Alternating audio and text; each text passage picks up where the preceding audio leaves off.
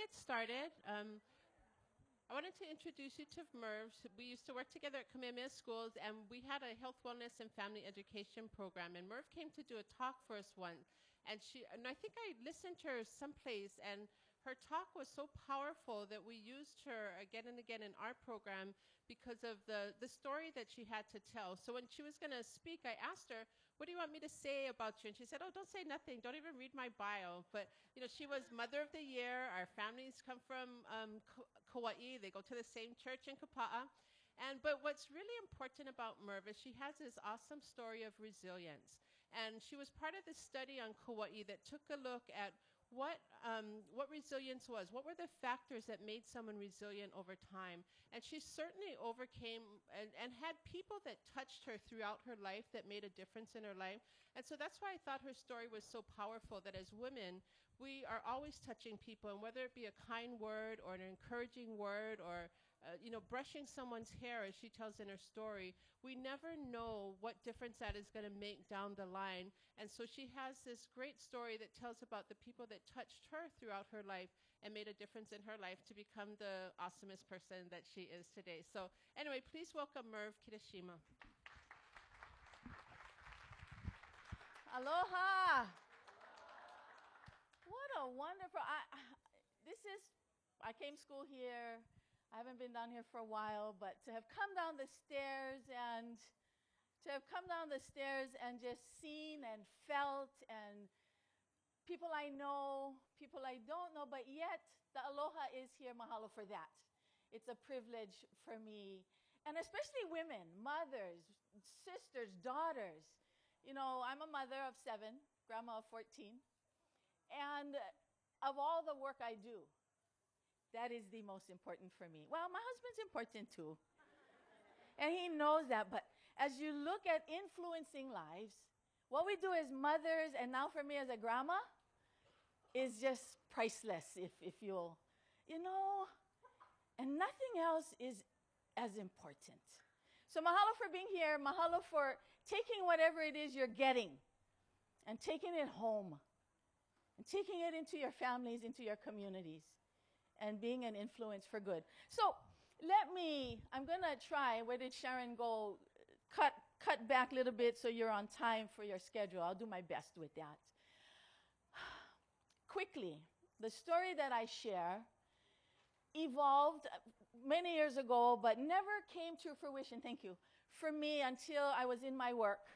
I'm a parent involver. I was with the DOE for 16 years, and for the last 10 years, I've been with Kamehameha Schools. And my job is parent and family involvement.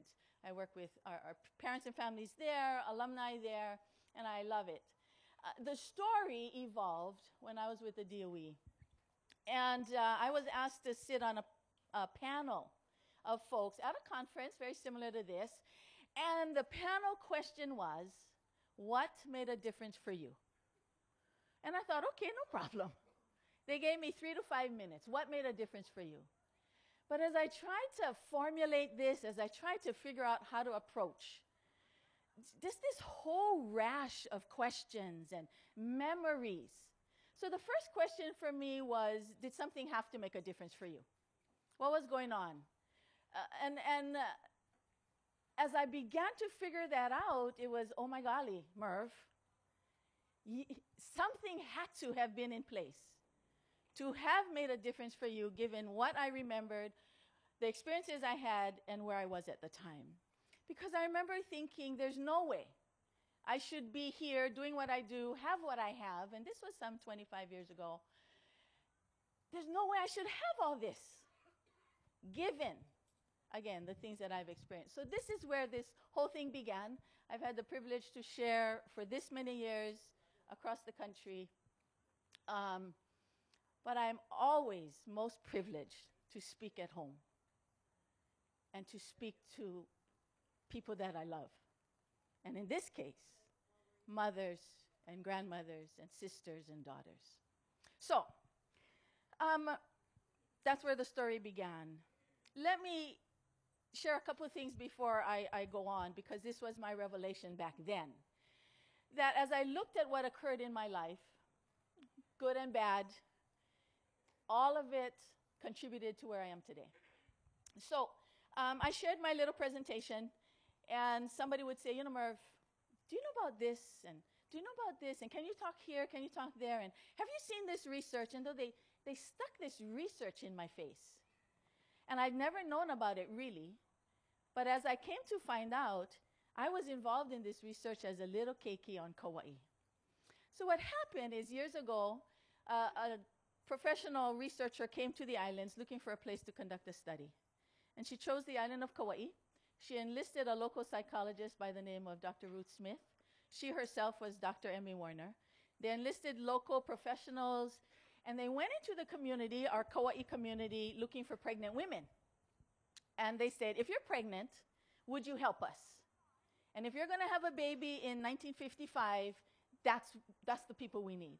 So they went knocking on doors, posting flyers, doctors' offices, and they enlisted the help of 698 pregnant women who were to have babies in the year 1955 on the island of Kauai. And they followed these women and their children for a span of 40 years, which is really unheard of in research. You don't hang in with anything for that long. And way back then, they went into the homes of these families, into the lives of these families at certain intervals. So prenatal, before birth, at birth, age 2, age 10, age 18, age 32, and age 40. And they checked into health records and school records and court records and family situations and economics and just basically maha'oid into their lives with permission. And as they went along, they started to, first thing they did is they separated the group. These are the kids and families, based on what they found out, should be okay. But here was 1/3 of that group that they considered at risk or challenged or going struggle, at risk. And they paid special attention to these children. Now, what they found as they moved along is these children that they considered at risk of trouble and dysfunction were actually growing up to be strong, resilient, capable young men and young women. And so the study evolved into, how come? What made the difference? How come they were able to overcome? How come with all this pilikia, they were able to be okay? And it's world-renowned work that has influenced education and prevention and all kinds of stuff out there. What is my connection? I was born on Kauai in 1955. I was one of those 698 babies, and I was not on the okay side. Here's the line, and me and my family were here. And let me tell you why. But before I tell you why, there's 3 things I need to talk to you about. Number 1, the story I share is not unique. Many of us have them. Most of us have them. So number 1, it's not unique. It's simply mine. Number 2, I share the story with the permission of my family, which is really important for us. You know, when I found myself being asked to go all over, and I'm in Oregon, conference of 500 people, and this full Chinese man comes up to me and says, I know your mother. And we have the same kupuna. I thought, oh my golly, I better call my mom. And so I called her. I said, Mom, you know, this is happening. I didn't intend for it to get to this point, but there's more and more requests, and I need to tell you what I'm doing. And so I told her what I was sharing, because I share things about family that most people choose not to. And her exact words to me way back then is, if it'll help make a difference for someone else, you have my permission and you have my blessing. So I do this with permission, and my mother has been in several of my presentations, and I honor her for allowing me. And if she ever asked me to stop, I would. And in 25 plus years, she has not. So again, mahalo to Mom, who still lives on Kauai. She's going to be 83 years old this year. That's 2. Number 3, this whole concept of children and families at risk. What does it mean? What does it apply? Many of us sitting under this tent have been labeled such.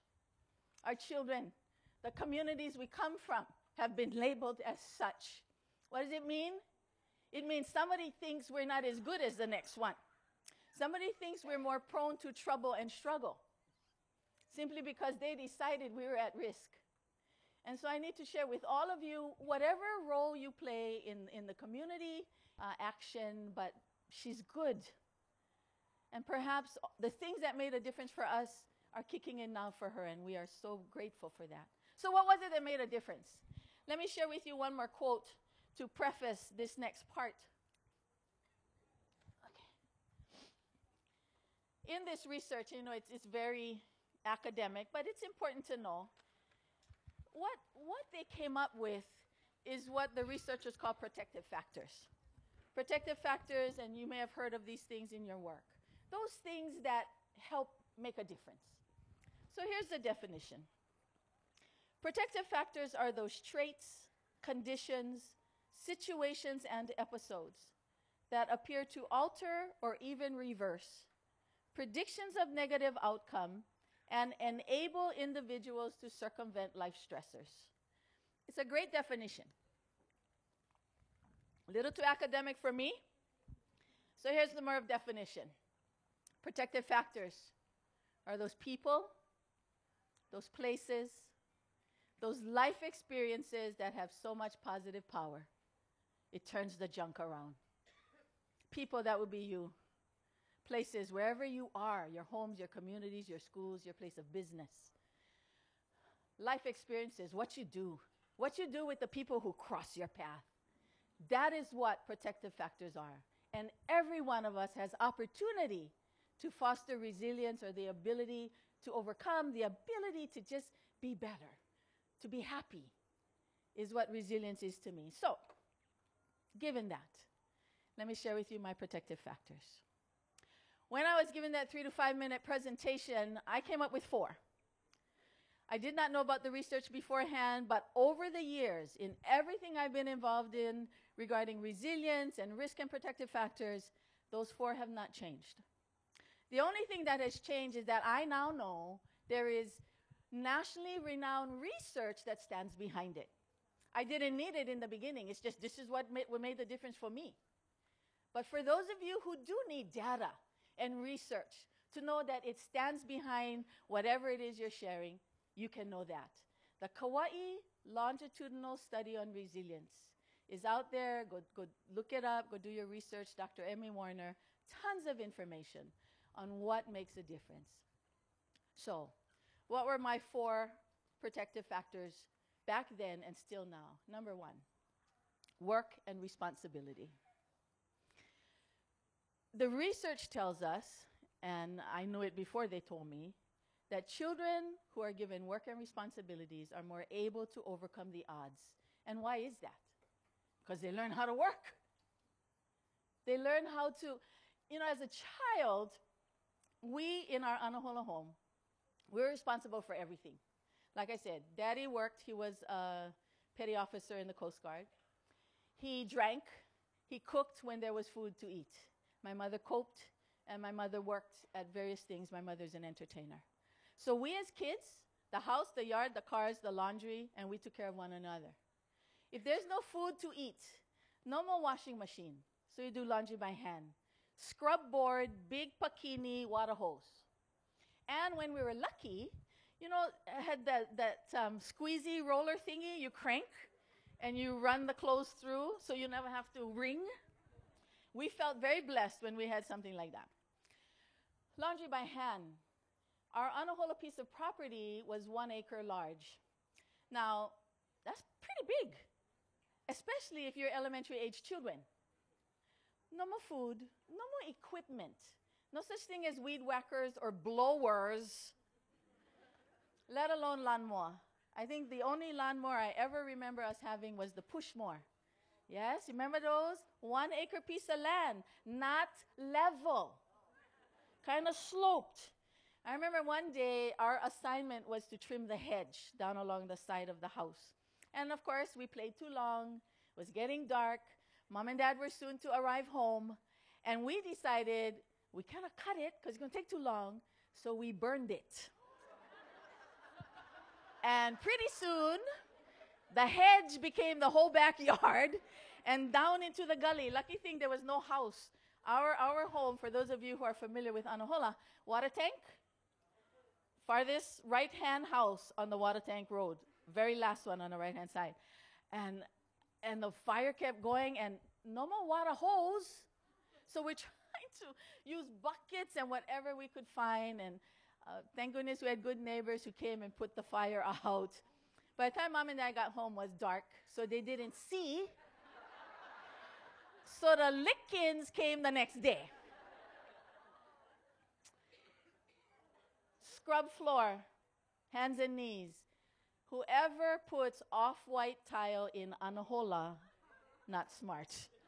Anahola is all red dirt. Scrub, SOS Brillo pads. Who remembers those? Scrub, scrub, scrub. Miss one spot, you get the belt first, and you get back down on your hands and knees. You scrub the whole floor, not just the spot you missed. Dishes for 9 people. Miss one spaghetti. Miss rice on the edge of the pot, the plate. Belt first. Dump everything back in the sink. Do it all over again. You know, butter knife to dig out the weeds. Cane knife to cut the hedges, the big tall grass. And we're children. And so when I share this, especially with young people, they say to me, Auntie, how is that good? And I say to them, it taught me how to dig in my heels. It taught me how to work to the end. It taught me how to never give up because we weren't allowed to. You know, you stand out. My grandpa was an incredible fisherman. But what did I hate? Well, I don't know how to clean fish. How did that happen? You know what? Standing with the tea leaf so the flies don't get inside the opelo that's hanging to dry. You know, that's hours and hours. And if the flies get in, they leave the white little maggots, and then you get licking from grandpa, and the fish is no good. But you stood there, and you whacked those fish for hours and hours and hours. What did it teach me? It taught me how to work. Part of the problem we have with our youngsters, and I believe it's going into 3rd, maybe 4th generation already, they don't know how to work. Because what? Whose fault is that, by the way? Whose fault? Come on. Absolutely. Because we feel we need to give them so much and do so much. Because, oh, poor thing, they get plenty homework. Oh, poor thing, they got to go practice this and practice that and practice that. And we didn't teach them how to wash the dishes and to rake the leaves and vacuum the floor. And so who does it? Us, and we grumble all the way. Right? Oh, these kids, so lazy. Thank you. I know how you feel. It gets worse when you're a grandma, you know. Grandmas want to do everything. And the kids can walk across the table. It's okay. It's okay. It's our fault. But work and responsibility is critical. And for those of you who are involved in any opportunity to teach this, we must. I think technology has affected that in a very large way as well. If the remote control battery is dead, the whole house is in disarray. Because nobody knows how anymore. And technology is wonderful, but I think it's just made life way too simple. And we have to get our kids out and throwing picks and throwing shovels and digging emu or holes or whatever. We just don't do it enough, and we need to. So work and responsibility is number 1. Number 2, and if you forget everything I tell you, please do not forget this one, because I think it is the most important, and it shows up in every resiliency work out there, and it is simple. The research tells us, and our hearts tell us, that every child, every human being for that matter, needs someone who cares for them. So powerful is this one that 1 can be enough. But now if we add to that 2 more or 5 more, or the ohana, that every child knows somebody loves me. Most of our problems in this world would be pow. Caring and supportive people and environments is how it's categorized in the research. Let me tell you mine. First and foremost for me is my grandma. My mother's mother, Her name was Elizabeth Kahanu. Elizabeth Kipola Kahanu married my grandpa, Joseph Kahonaile. I think you met with Kainani Kahonaile earlier today, who is cousin to us. My grandma was this wonderful, gentle Hawaiian woman. She had red hair, but, and light skin. It's one of those Hawaiian things we don't know everything about. And they didn't tell us. My grandma lived in Anahola. So our home was up here, one road, grandma's house. Anahola Park, cane fields all along the outside. Right now, all the cane fields are gone. More Hawaiian homes, properties were built. But in our day, our home, grandma, park, cane field. When things were really bad at home, I would take off, cut through the park, cut through the cane fields, and end up at the doorstep of Grandma Kahonaile. Now, what you need to know is Merv was the bull of Kapa'a Elementary School, and I was the bull of Anahola. I was mean. I was angry, I guess. I was dirty. I remember classroom. And if any of you are teachers, I remember sitting in a classroom and my teacher coming straight up to me and saying, "Doesn't anybody ever wash your face? Doesn't anybody ever comb your hair?" Basically in that tone. And as a little girl, you drop your head and you say, "I tried," because I tried. You understand, yeah? We took care of ourselves. Many times we didn't have hot water, so baths were very quick. Wash hair, very seldom. My grandma, bless her heart. So I start out already dirty, already lepo, and cut through the cane fields. If there's irrigation water in the ditches, of course we're in there, catching tadpoles and crayfish and mud balls and all of the wonderful activity of being in a cane field to a child. It is the best. You know what else is the best? How bush. How bush. I don't have time for that story. So I come out of the cane field and I'm just red dirt, mud, head to toe, and going to grandma's house. Now I'm a grandma of 14. And when my grandbabies are walking in my house with dirty feet or red fruit punch in their glass, I'm screaming, "Where's the mother? Somebody wash that baby's feet. Hurry up, grab that cup." You know, we're doing this. And I see the grandmas, yes. My grandma, I am certain, when she saw me coming, must have said, "Oh my golly, she's coming." See, what you need to understand is my grandma was immaculately clean. Her home was spotless, was she not? Never dust anywhere. Never dirt on the floors. My grandma would starch and iron everything. Okay, now, what kind of starch am I talking about? In the powder, right?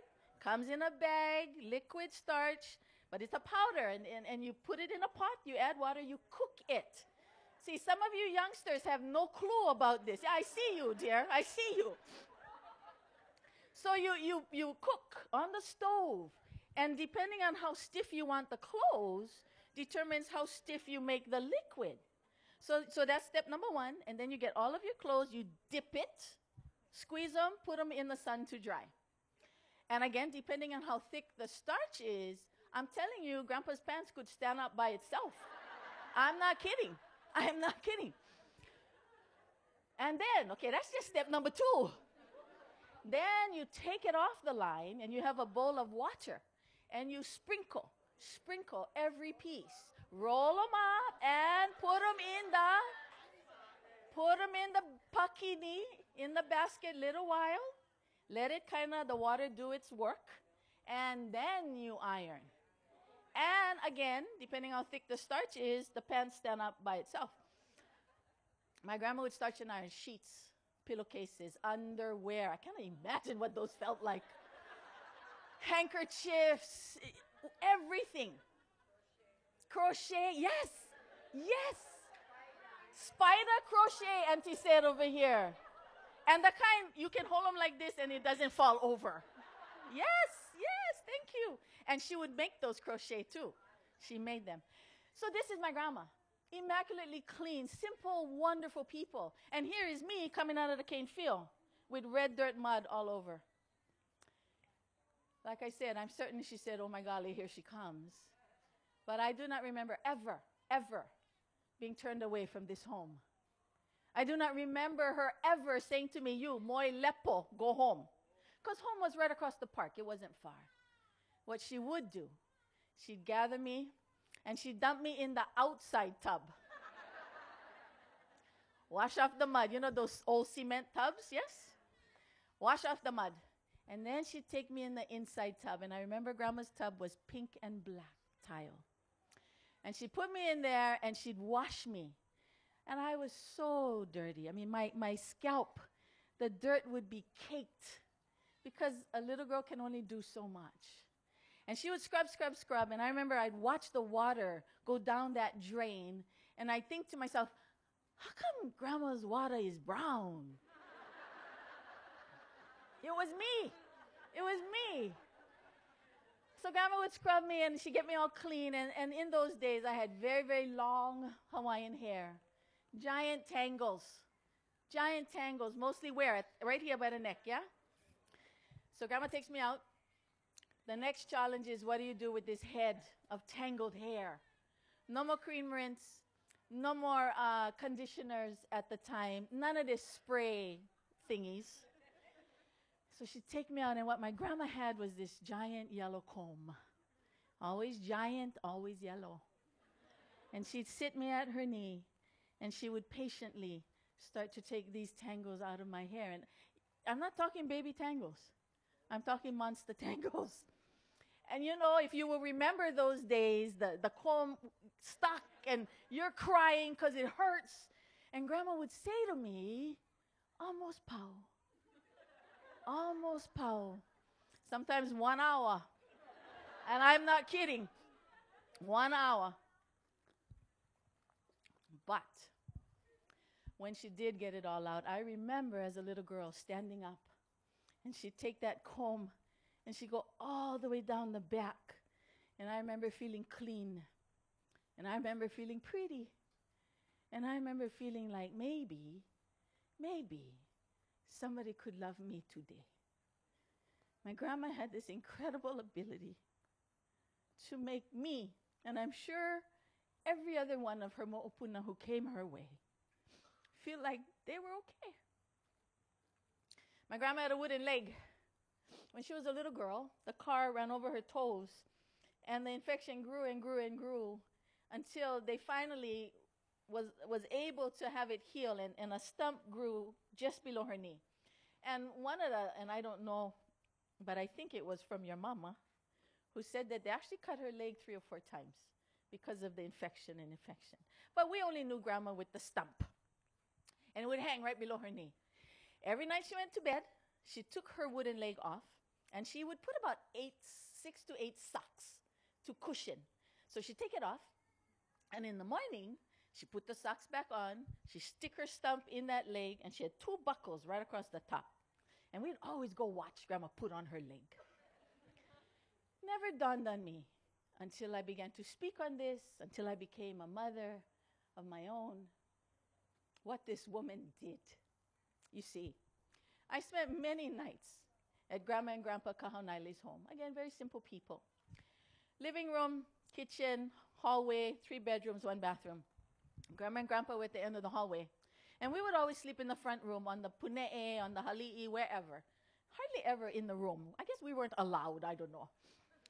But we sleep outside. Grandma and Grandpa Kahaunaili's home was a safe place for me. I saw things children shouldn't see. I was the one that went inside the bars in Kapatang to say, Dad, 11 o'clock already, come on, we've been here 5 hours, time for go. And then sit in the back of that car wondering, do we die today?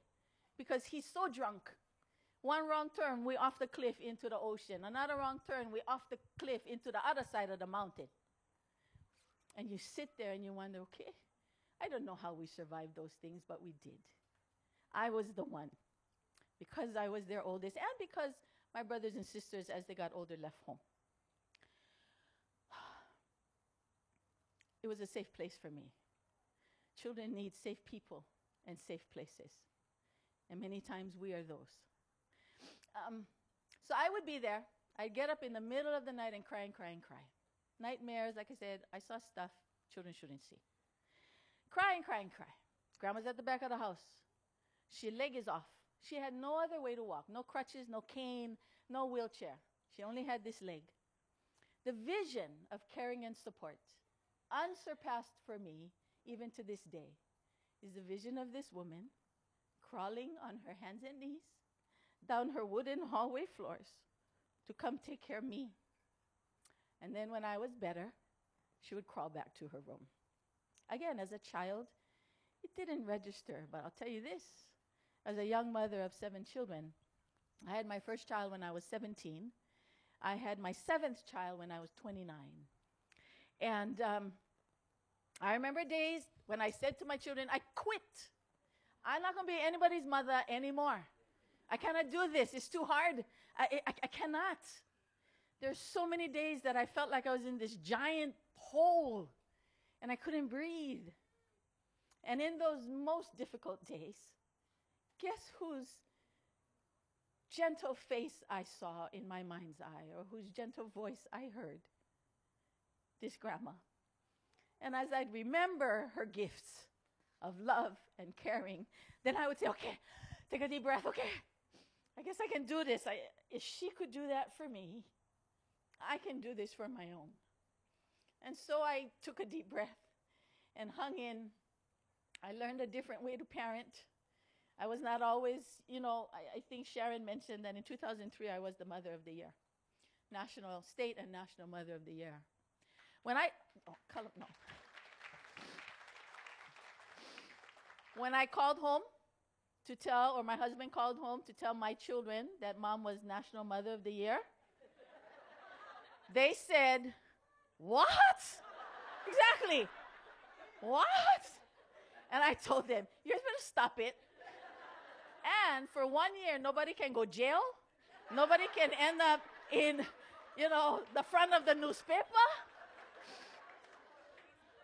So we evolved. Didn't I say that earlier? We evolved. Because the mother I was with child number 1 was certainly not the mother I was with child number 7, nor the grandma I am with my mo'opuna, who are gifts to me. So, but it all had to do with this caring and supportive, gentle, kind Hawaiian woman who I will always honor. And one day, in another place, I get to tell her what I learned from her. We can be that now to those whom we serve. Again, in your workplace, in your homes, in your communities, in your church, wherever. Caring and supporting people and environments. Now, I had a 5th grade teacher, math teacher, Kapa'a Elementary School. And that teacher said to me, you are a good-for-nothing Hawaiian and will never amount to anything. And thank you. As a child, again, we are respectful. You simply say, okay, in your head, I guess you're right, you're the teacher. At the same time in my life, I had a principal. His name was Ron Martin. You notice I never tell you the name of my teacher. I do not. I know she thought she was doing her best. I had a principal. His name was Ron Martin. And I remember Ron Martin said to me one day, you're a Hawaiian, and you can be anything you choose to be. And as a child, you simply say, okay, I guess you're the principal. But as you grow, and as you experience, you hear these voices. And you got to choose, whom do I believe? Am I a good-for-nothing Hawaiian and will never amount to anything? Or can I really be anything I choose to be? I think I listened to Ron Martin, my principal. Each of these took just a moment, and they had the power to do one of 2 things, to build or destroy. The first one just took that child and put her deeper in the black hole she felt she was in. The other one, just a moment, that through his words and his actions, took that child, helped her over the hump maybe she was facing that day, and forever stayed in the brain, in that memory banks of that little girl. Now, we choose. You know, if I could take back some of the things I did as a young mother, but you cannot. So you learn to go forward and do your best with what is in front of you. My number one child will always say, "Oh, how come he not getting licking?" I said, "Well, because I'm smarter now. I'm smarter now." You know, and so just trying to find the best that we can be. Caring and supportive people environments. You choose. You choose what you say. You choose what you do, understanding that the voices stay in our heads. And if I were to ask you to really, if you have some quiet moments, reflect. What were the voices that drilled you into the black hole, and what were the voices that lift you over the hump?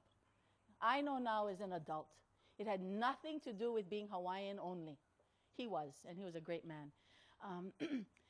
I am certain that he said, "You, Filipino, you can be anything you choose to be."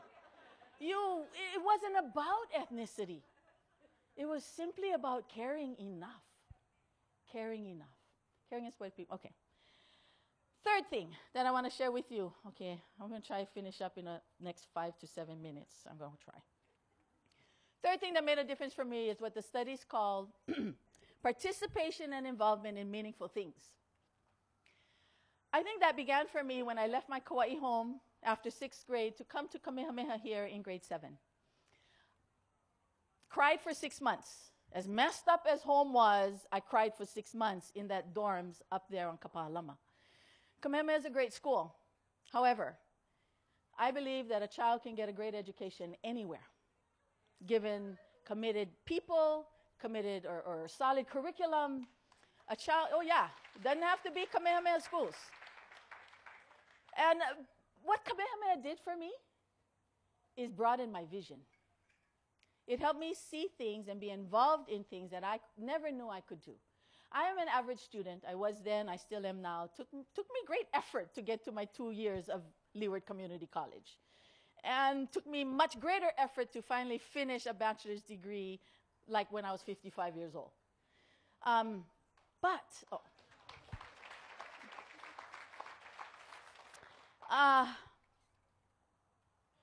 What Kamehameha did is it helped me understand that I was good at something. So average student, but what I did do is I got involved in student government. I got involved in intramurals for Borders. I got involved in Glee Club. And, you know, I realized that, wow, I can do more than beat up people down the park. I can actually play. I do okay. I contribute to a team. My mother's an entertainer, my whole family. I don't have as much a gift, but I have some. I can sing, and the Glee Club was a wonderful lift to who I was, and student government and so forth. And so participation and involvement in meaningful things, the broadening of the vision of who we are. Find that for you. Find that for the children you serve. Again, in your homes, in your communities, in your schools. The other thing Kamehameha did for me in broadening the vision is I saw families that did not have alcoholic fathers. I would go with some of my friends on the weekend, and I would realize, wow, this is different. This is kind of nice. And I remember making a commitment when I was a teenager in high school that I would never date or marry anyone who drank alcohol. Now, I pass no judgment on your social choices. What you need to understand is alcohol destroyed a good part of my home. Alcohol destroyed a brilliant man, my father, and crushed the spirit of my mother. And all of us were in the wake of this, the residuals. And I made the decision that I'm not going to do this. I am not going to have my children go to AA meeting after AA meeting. Every time I went home, I went with my daddy, sat at the back of the room, and listened to, my name is so and so, and I am an alcoholic. I chose not for my children to go from treatment center to treatment center to treatment center as I did with my mother and my father as he tried to kick this disease. I chose not for my children to wake up in the morning and find their father passed out in his vomit and urine, wondering, is daddy dead today? Kamehameha broadened my vision by involvement and broadening my scope of people and friends and family that said to me, you don't have to choose this. We get to broaden the vision of the people we serve and give them a repertoire of choices. I've been married to my husband for 40 years, going on 41 years. When I was a junior, so let me add this last piece to my at promise list. When I was a junior in high school, I was pregnant, became pregnant. And I was kicked out of school. The dean of students at Kamehameha was Winona Rubin. Some of you will know Mrs. Rubin. And you will know that she was big and tall, and she had a man's voice. And she walked like this. Am I not correct? Kamehameha folks. So I was called to her office one day out of class, pulled out of class, sat across her office, and she said, are you pregnant? Yes. Well, you need to leave.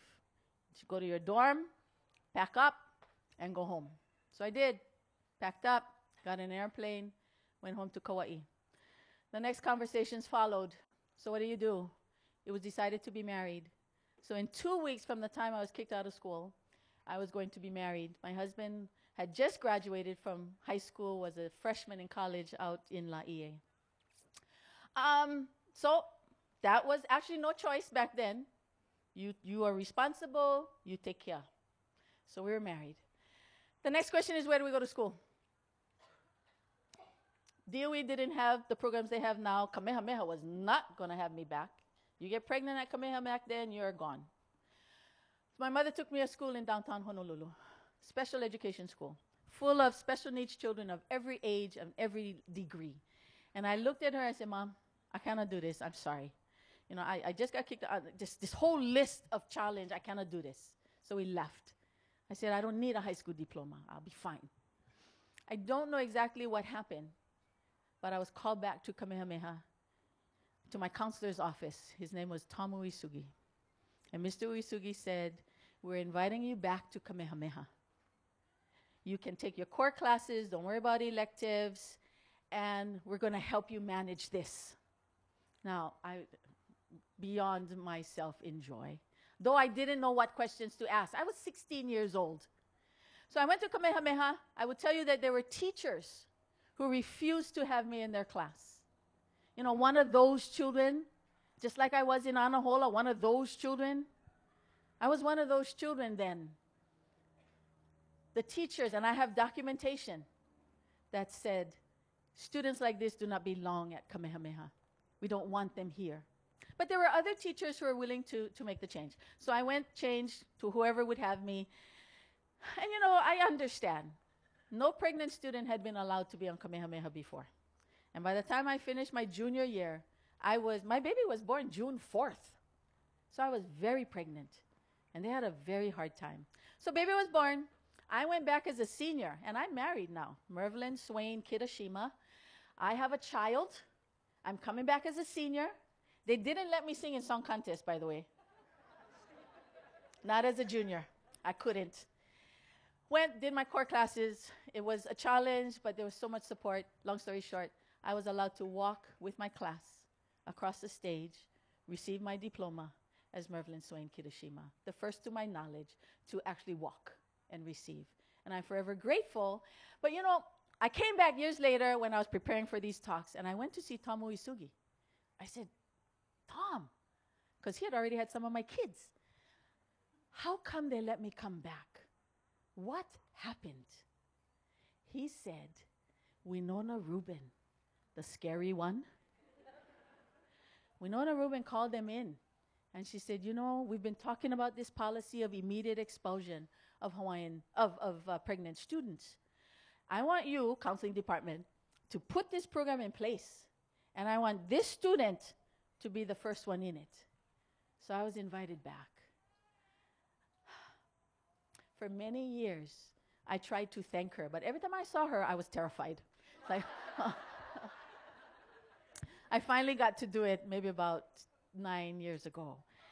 But, yeah, took that long. The message here is courage. I will forever be grateful to Winona Rumen for standing up. Most of you know about Kamehameha. They have policies and guidelines and hierarchy, trustees. You cannot just say, oh, change this policy, let's have pregnant women come in. You can't do that. But she did. She stood up there and she said, no, this is not right anymore. It is time to change this. Not for me. It wasn't about me. It was about everyone that was going to come after me and everyone that went before. And it has made a huge difference in not only my life, but I know every pregnant student that walks away with a diploma. Because if that didn't happen, I don't believe I would have had one that allowed me to go to the next step and the next step. Sometimes we need to have the courage to stand up, step outside on the limb that nobody else has stepped out on before. And once we do, you'd be surprised who else is going to stand behind you and behind you and behind you, and change for good will happen. Mahalo nui to Winona Ruben.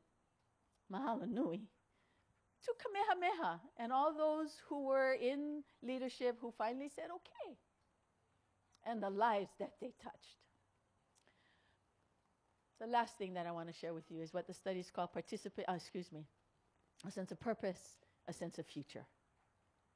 When I left Kauai, and so many of our young people have no clue what their purpose is or where their future lies. And we can help them do that, broadening their vision. I went to Kekaha, Kauai some years ago to speak to the staff. And I was early. Principal said, Merv, would you mind speaking to my 5th and 6th graders? Very small school, Kekaha Elementary School, on the Ni'ihau side of Kauai. So I said, no problem. Walked in, and my heart just was touched. Because here was me, children in alu-alu clothes, pukahia, long tangled hair, bare feet. I loved it. So walk in, talk story, shared some of what I've shared with you today. And when I came to vision and purpose and future, I said to them, tell Auntie, what do you want to be when you grow up? The forever famous line. And one little boy raised his hand and said, Auntie, I'm going to ride horse. I said, okay, yay. And one little boy said, Auntie, I'm going to fix cars. And his friend right next to him said, you know what, Auntie, me too. I'm going to fix cars with him. And I thought, okay, how do I broaden the vision? How do I give them a sense of future? Though that's fine. If mechanics make pretty darn good money. But I wanted them to see more than what they normally saw. So I pulled out this information I had about a young man named John Goddard, you can go Google that, who made a list of 127 things he wanted to do, amazing things. Climb these 5 mountains and speak these languages and ride a submarine and a horse and just incredible list. And I started talking to the kids about this and I said, okay, he wanted to fly in the Goodyear blimp. And you know what? He did it. He wanted to study medicine among the Hopi Indians. And you know what? He did it. And so I go down and I'll say to them, you know what? And they'll say, you know what? So we're doing this for a little while. And after they're kind of all excited, I went to the young man who said he wanted to fix cars. I said, what if you were an airplane mechanic? And his eyes came big. And I went to his buddy and I said, what if you were the space shuttle mechanic? And his eyes came big. And one little girl in the back of the room raised her hand and she said, Auntie, I want to be a veterinarian. And I said, okay. In just a moment there, we helped them see beyond into perhaps future that they felt maybe they could never even dream or comprehend. We get to do that with the children and families we serve. We get to do that every day, broadening visions, creating dreams, and letting them dream. What a value that is. My guess is our children who struggle the most, no more dreams. Our children who struggle the most don't have caring people and caring places. We got to make sure they have at least one. My last story, and I'm done, I promise. Am I okay? Are you guys okay? I was invited to a prevention conference in Ohio years ago. And one of the ladies said, Merv, do you mind coming to speaking to some youngsters in a juvenile prison? And I thought, no problem. But when we got there, it's not like our Ko'olau Boys Home this is full security lockdown prison. And half was for juveniles, half was for adults. So we went through this whole security, door after door after door, and finally got in, took us to an empty room. My husband was with me at the time. Took us to an empty room, and we waited. And in a few moments, in the back door, 75 young men, ages 11 to 17, walked in that door. And they filed in, orderly, sat down. Next row, sat down. Not a word, not a peep. The guard came up front. Cell block 15A. Yes, sir. Cell block 32B. Yes, sir. And he accounted for 75 young men. They first prepared some gifts for us in song and dance. They did a step routine, which was culturally appropriate for them. One young man shared a song that he had written in rap style entitled, Mama, I'm Sorry. Pierced my heart. In this room sat 75 sons, 75 brothers, grandchildren to somebody. So it was my turn. And I shared, again, some of what I share with you, appropriate to their age. And through the whole time, there was not any reaction. No laughter, no nothing. They sat there. And I thought, okay, have I made any difference here today? Have I done any good here today? So I decided, the Hawaiian mother, grandma that I am, that I would stand at that back door, because I knew they would exit through that back door and only that back door, that I would stand at that back door and I would hug 75 sons. I have 4 sons. This could have been any one of them at another time and at another place. So I did. I hugged 75 young men. And as they left, first of all, I knew exactly which ones had never known love, because they didn't know how to react to me. And I also knew which ones had a mama and a tutu and a family that was hurting for them, because they were in the wrong place at the wrong time and made a very wrong choice. And I held on to those a little bit longer because I knew that they were missing that. So after they all left, the guard said to me, and luckily this one guard used to live in Ewa Beach. How funny is that? And he said, Mrs. Kitashima, you're not supposed to do that. And I said, oh, well, that's the Hawaiian in me, which it is. And I left there with several commitments to me. One, that I was going home and make sure I hug mine way more often. Way more often. And not only mine, any who crossed my path who needed that. Any. And the second commitment was that I would share it where I felt appropriate. And so I share with you, because I think each of you are the grandmas and the mothers and the aunties to an incredible amount of children and adults who need to know that they are loved by someone. So my challenge to you is go home and hug yours a little bit more, even if you hang them up by their toenails. Okay? I have 7 children whom I love and would lay down my life in a second for, but there are days it's better they're not near me, because I don't like them much right then. Get past that and make sure at the end of every day they know they are loved by you. And then you take that into the work you do. So, work and responsibilities, caring and supporting people and environments, that is our challenge, to be that. Participation and involvement in meaningful things. A sense of purpose, a sense of future. 4 simple things that we can do as women and we will change the world. I promise. Even if it's just the world right around you, you can change that. And I leave you that with my mahalo for sitting this long. Aloha for all that you will do. God bless.